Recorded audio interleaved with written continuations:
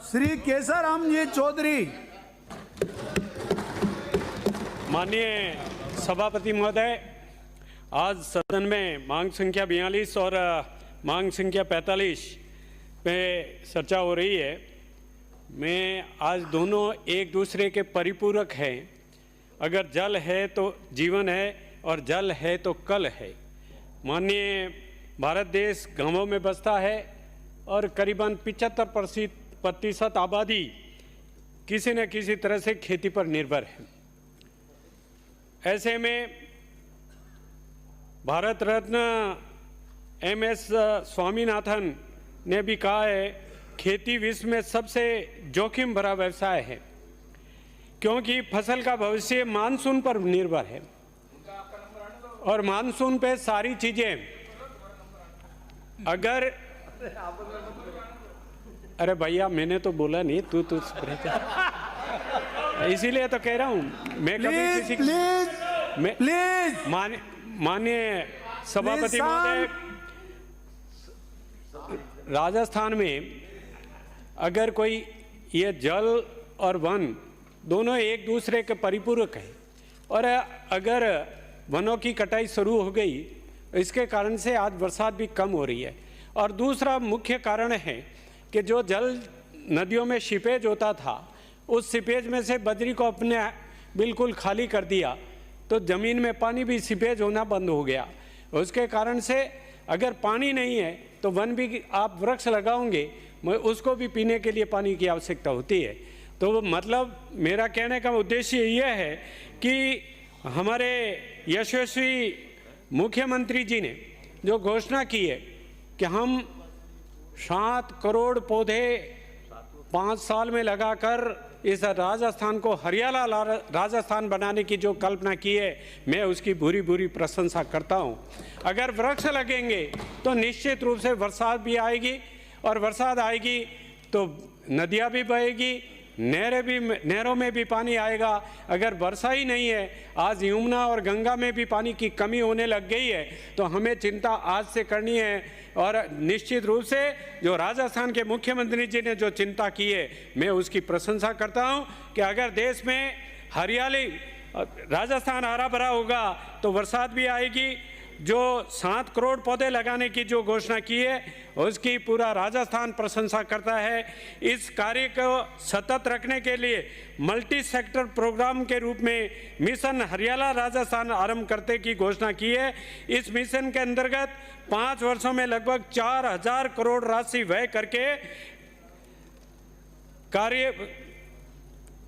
कई तरह के कार्य हाथ में लिए जाएंगे। इसमें 10 करोड़ पौधे तैयार करने के लिए 50 नई नर्सरियां लगाएंगे और 540 वर्तमान में स्थापित नर्सरियों का संवर्धन करके उनको सुदृढ़ करेंगे ताकि उनमें और अच्छी तरह से पौध तैयार की जा सके, ताकि 7 करोड़ का लक्ष्य हम पूर्ण कर सके। प्रत्येक जिले में आम जन की सहभागिता से मातृ वन की स्थापना किया जाना प्रस्तावित है। ये हमारे भजन लाल जी सरकार की सोच को लेकर के मैं उनकी बहुत बहुत प्रशंसा करता हूं। उनकी अनुरूप मेरे क्षेत्र में रानी के रहने वाले राजेंद्र वसंती देवी किशोरमल खिमावत चैरिटेबल ट्रस्ट,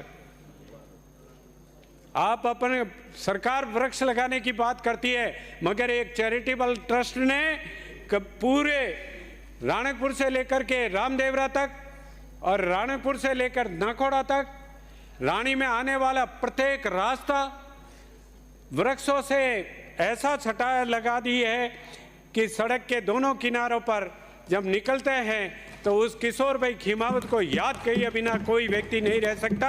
उसने 24 लाख से अधिक वृक्षारोपण कर चुके हैं। एक व्यक्ति की इच्छा शक्ति अगर 24 लाख वृक्ष लगा सकता है तो क्या हम राजस्थान की पूरी जनता अगर इस बात को ठान ले तो क्या भजन लाल जी के 7 करोड़ का लक्ष्य हम 5 साल में पूरा नहीं कर सकते? करेंगे 1 साल में। ऐसे व्यक्ति की मैं बुरी बुरी प्रशंसा करता हूं। इसके साथ ही 15 जगहों पर नर्सरी खुद पौधे तैयार करते हैं और पिंडवाड़ा से ब्यावर नेशनल हाईवे पर दोनों तरफ वृक्षों की झड़ी लगा रहे हैं। अगर एक भी पौधा मृत हो गया तो उसकी जगह जैसे भी ला करके वापस दूसरा वृक्ष लगा करके एक भी गैप फिलिंग करते हैं, ऐसे व्यक्ति के लिए मैं उनको स्वर्ग में आत्मा के लिए भगवान से प्रार्थना करता हूं, उनको स्वर्ग में स्थान दे। इसके साथ ही सामाजिक सहभागिता से युतिका वेलफेयर फाउंडेशन व्यापारी द्वारा विगत 5 वर्षों में विभिन्न विद्यालयों, शमशान भूमि, गौशालाओं में, तालाब की पालों, ओरणों में 1 लाख से अधिक पौधे लगाए, जिसमें 80% पौधे सुरक्षित है। ये मेरे क्षेत्र की बात कर रहा हूं मैं। इसके अलावा भी वन्य जीव अभयारण्य रावली रेंज में मंत्री जी, फॉरेस्ट मंत्री जी, आपकी रावली रेंज को भी 10,000 पौधे इस युतिका वेलफेयर फाउंडेशन ने पौधे तैयार करके दिए हैं। उसी तरह से गुड़ा बिंजा जोजावर रेंज को भी 10,000 पौधे दिए। अगर एक एक व्यक्ति ऐसी ठांडा है तो मेरे क्षेत्र में आपसे किसी निवेदन करता हूं, बाली मांडा अलग जी की ओरण में चिमनाराम हीरा जी गुजर, हीरा जी और दोनों भाइयों ने करीबन 4,000 पौधे अभी इस भजन लाल जी की प्रेरणा को सुन करके अलग जी के ओरण में अभी लगा दिए हैं। माननीय अपने स्वायत्त शासन मंत्री जी भी उसको देख करके आए और उनकी प्रशंसा की, उनका मान और सम्मान किया, और आपने स्वयं ने भी वहाँ उस अलग जी के ओरण में बाड़ी के जोड़ में पौधे लगाकर आपने भी वहाँ की उस दोनों भाइयों के स्वागत करके तारीफ करके पधारे हैं। मैं निवेदन करना चाह रहा हूँ कि इस तरह से जनता अगर किस मोदी भजन लाल जी की आह्वान पर इस तरह से जनता जागरूक हुई है तो निश्चित रूप से पूरे राजस्थान प्रदेश में वृक्षारोपण होगा तो वर्षा भी आएगी। वर्षा आएगी तो नदी नाले और नहरों की भी कल्पना कर सकेंगे। नहीं तो आज तो यमुना और गंगा में भी पानी की कमी की जो बाधा आ रही है, उसके लिए मैं आप सब लोगों से निवेदन करता हूं कि हमारे मुख्यमंत्री जी ने जो दिल में अरमान लेकर के 7 करोड़ पौधे लगाने का जो लक्ष्य किया है, माँ के नाम से एक पौधा लगाना, माँ की तरह उस पौधे को समझना। मैं तो आपसे निवेदन करता हूं कि मंदिरों के ऊपर बड़ के पेड़ उग जाते हैं, पीपल का पेड़ उग जाता है, उनको पानी कौन पिलाता है, मगर वो भी बड़े हो जाते हैं। तो इसलिए हमको छोटा सा सर तो पानी पे ही बोला हूँ, सभी पानी के ऊपर पानी पे बोलना है मेरे को। मैं इसलिए मैं निवेदन करता हूँ कि बड़ के पेड़, पीपल के पेड़, कदम के पेड़ जो हमारे पूजनीय वृक्ष है, उनको लगाने के लिए भी हमें कोई न कोई सोच लेनी होगी। और राजस्थान में जो ERCP की 21 जिलों को पेयजल की 2,80,000 हेक्टेयर में खेती की सिंचाई की सुविधा भी करेंगे, तो उस ERCP में मेरा निवेदन है कि मेरे मारवाड़ जंक्शन को भी इससे जोड़ा जाए।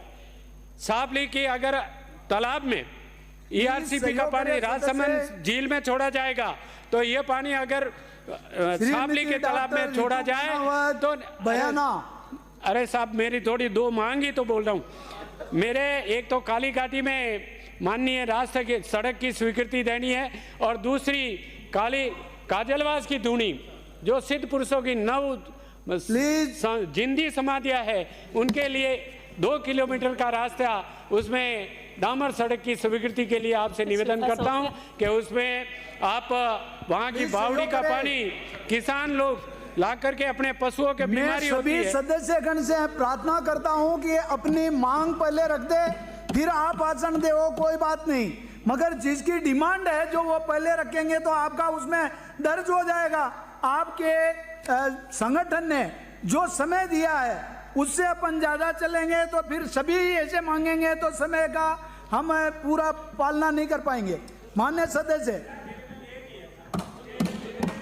विधानसभा क्षेत्र में जितने भी छोटे मोटे बांध है, धन्यवाद, नहरों को बचाना है तो अपन नहरों में, कच्ची नहरों में पानी देते हैं, पानी बिखर जाता है और पानी की तकलीफ होती है। इसलिए मैं मेरी नहरों को पक्की करने के लिए मंत्री जी से निवेदन करता हूं कि मेरे क्षेत्र के कच्चे मोटे बांधों की नहरें पक्की की जाए।